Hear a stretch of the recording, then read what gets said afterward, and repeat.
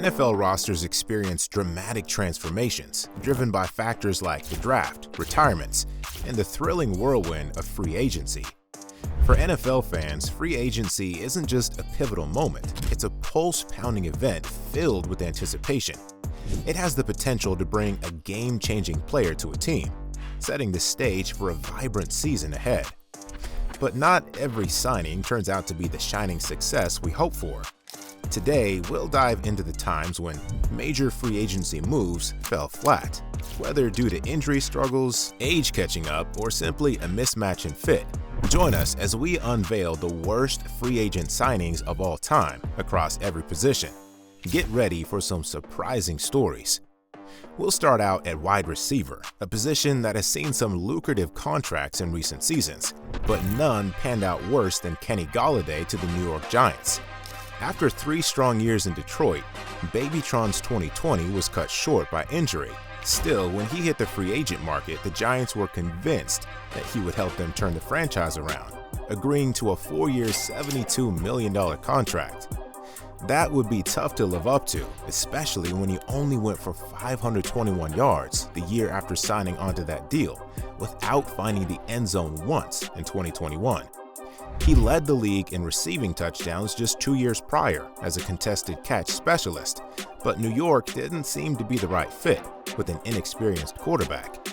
He couldn't blame quarterback play for his production in 2022 though. He finally got his first touchdown as a Giant, but dropped a staggering 23.5% of his targets. Kenny Golladay was released in 2023 and retired shortly thereafter. Moving to the other side of the ball, to a position that is most often tasked with stifling the wideout's production. The worst cornerback free agent signing of all time is easily J.C. Jackson, who spent 4 strong seasons with the Patriots before hitting the market. 2021, his last year in New England, was comfortably his best. He was named second-team All-Pro and graded as a top 10 corner by Pro Football Focus. But the Pats were clearly declining, and the LA Chargers, who felt they were only a few pieces away from challenging for a Lombardi, splashed the cash on Jackson. $82.5 million over 5 years for a player who had gone undrafted was a remarkable story, but ankle surgery got him off to a slow start in LA.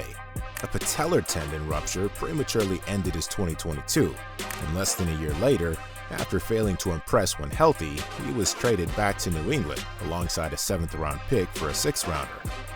Jackson was one of the 5 worst-rated corners of 2023, according to PFF, in what was his final year in the league. Next up is our pick at quarterback, and this one happened recently. In a stunning move, the Atlanta Falcons made headlines by signing quarterback Kirk Cousins to an enormous 4-year, $180 million contract. The Falcons' front office and their new coaching staff, led by Raheem Morris, appeared to go all in for Big Kirko.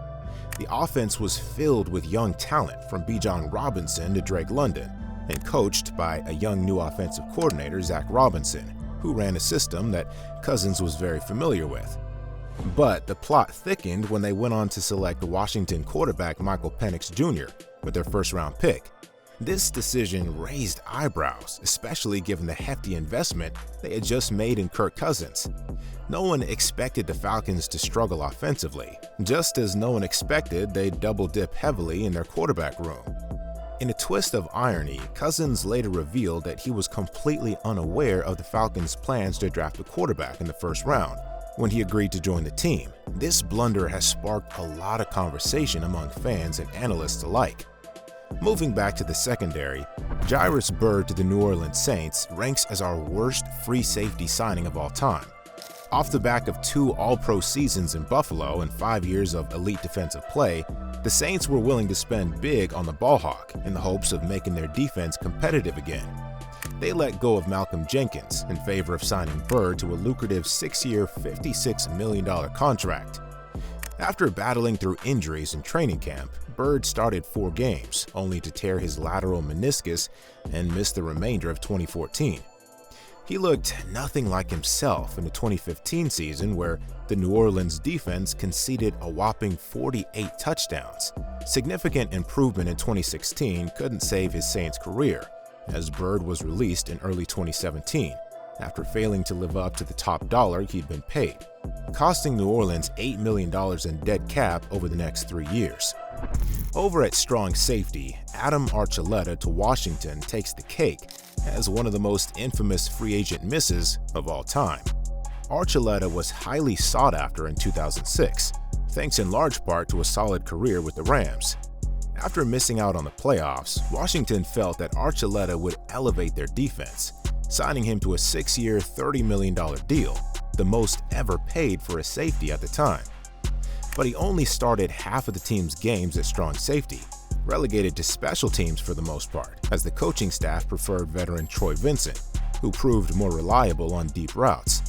Citing a lack of communication with the coaching staff, Archuleta wanted out after just 1 year in DC and was traded to Chicago for a 6th-round pick, where his career petered out unceremoniously, taking a massive pay cut in the process. Moving into the trenches now, Ladarius Green is our selection for the worst tight end free agent signing. After 4 respectable years as backup to Hall of Famer Antonio Gates for the San Diego Chargers, the Steelers felt Green was a solid replacement for veteran tight end Heath Miller, who had retired in the 2016 offseason. Pittsburgh signed Ladarius Green to a 4-year, $20 million contract, but he missed the first half of the season due to an ankle injury.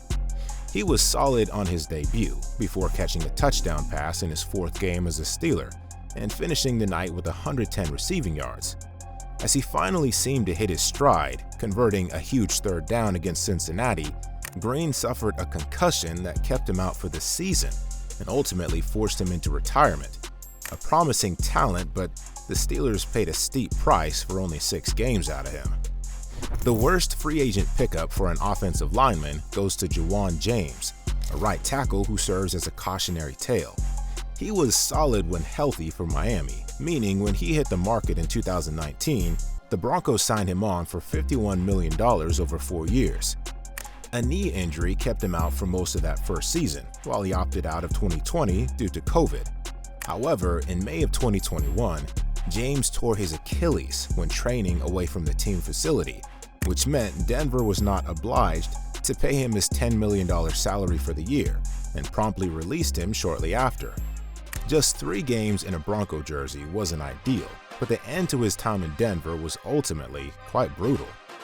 On the other side of the ball, Albert Haynesworth stands out as possibly the worst free agent signing in league history.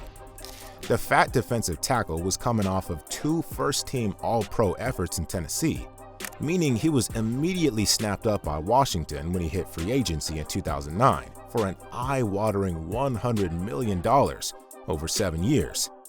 He struggled to adapt to his new setting and openly questioned their defensive scheme following a blowout loss to the Giants. On the Titans, his priority had been getting into the backfield and making plays. However, the Washington staff wanted him to focus on taking on blockers to manipulate the line of scrimmage. This disengaged Big Al, who appeared to be checked out, missing chunks of the team's offseason work, only to fall out with the organization completely. He was traded to the Patriots for a 5th-round pick in 2011, an indication of the dysfunction of the Dan Snyder-era Washington teams. At defensive end, Trey Flowers makes our list for his 5-year, $90 million signing with the Detroit Lions. It's hard to imagine a better way to start your career than winning 2 Super Bowls in 4 seasons with the Patriots. But Flowers felt it was time to go out on his own in 2019. Reunited with Matt Patricia in Detroit, he got off to a respectable start on an individual level, managing similar production to his time in New England. However, injuries plagued him in 2020 and 2021, which saw the Lions release him to save themselves some cap space. Le'Veon Bell was an all-pro running back in Pittsburgh, and after sitting out the entire 2018 season over contract disputes, the Jets made him the 2nd highest paid running back in the league, with $52.5 million over 4 years. In that first season in New York, Le'Veon averaged a career-low 3.2 yards per carry, while notching just 4 total scores to end 2019 with 6 wins. Just 5 weeks into the following season, Bell openly stated his desire to be traded on social media, but with no suitable partners, the Jets released him. KC picked him up, but Bell was never able to replicate his success carrying the ball in Pittsburgh, a standout at the running back position for free agency blunders. Back on defense, one of the biggest whiffs at outside linebacker goes to Dante Fowler. Although he has an impressive resume as part of Saxonville in 2017, his role in the LA Rams Super Bowl run, where he was responsible for 11.5 sacks and 16 tackles for loss, made him a hot commodity in 2020. The Falcons picked him up for $48 million over 3 years, but he only lasted 2 in Atlanta. Fowler's combined stats for those seasons include 7.5 sacks and 59 total tackles, 10 of which were for a loss. He managed a career-high 3 forced fumbles in 2021 and showed small glimpses of what he was capable of. Not only was the output disappointing given the price tag, but his drop-off in production and overall inconsistency made this move a lousy fit. He was picked up by Dallas and primarily used as an edge rusher before taking part in a renaissance for the Washington Commanders in 2024, restoring to his preferred spot at linebacker, where he's playing much closer to his best at the age of 30. Rounding out our list is a bonus, another terrible free agent deal for a quarterback, an honor that Nick Foles and Kirk Cousins will forever battle out. The hero of Super Bowl 52 struggled to retain the starting spot in an uncertain quarterback room in Philly, electing to test the waters in 2019 free agency with plenty of potential suitors. The Jacksonville Jaguars signed Nick Foles to a 4-year, $88 million deal, $50.1 million of which came guaranteed. An injury in the season opener was a bad omen for Foles' time as a Jag. Gardner Minshew took over starting duties in his absence, and after some unimpressive showings upon his return from injury, Foles was officially named the backup by Week 14. The man who was meant to save the franchise had gone a staggering 0-4 as the starter, losing his job to a rookie, only to be traded to the Bears for a 4th-round pick in early 2020. Tell me, who's the worst quarterback signing of all time, Kirk Cousins or Nick Foles? I will reply to the top 5 comments. That completes our list of the worst free agent signings at every position in NFL history. Do you think we missed anyone, or do you disagree with any of our picks? As always, thank you for watching The Halftime Show.